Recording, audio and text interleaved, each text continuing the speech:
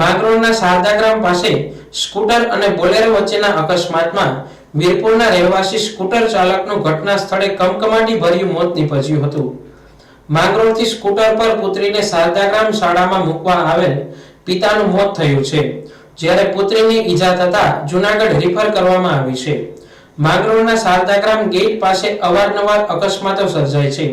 શાળાએ જતા બાળકો અવારનવાર અકસ્માતનો ભોગ બને છે। આ ગેટ પાસે વૈકલ્પિક વ્યવસ્થા કરવા લોકોની માંગ છે। મૃતકને માંગરોળ સરકારી હોસ્પિટલમાં લાવવામાં આવ્યા હતા। બાદમાં માંગરોળ પોલીસે આગળની કાર્યવાહી હાથ ધરી છે। આજરોજ સવારે 8:30 વાગે પૂરપાટ ઝડપે આવતા બોલેરાએ એક મોટરસાઇકલ એક્ટિવા લઈને ભાઈ શારદાગ્રામ તરફ જતા હતા।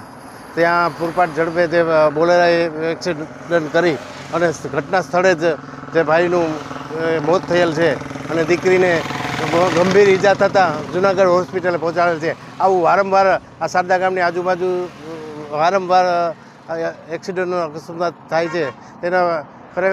તેના વિરુદ્ધ કાર્યવાહી કરી અને કડક પગલાં લેવાથી આ કાયદેસર કરવાથી આ વાહનો ઉપર અંકુશ આવે અને એક્સિડન્ટથી બચે માણસો।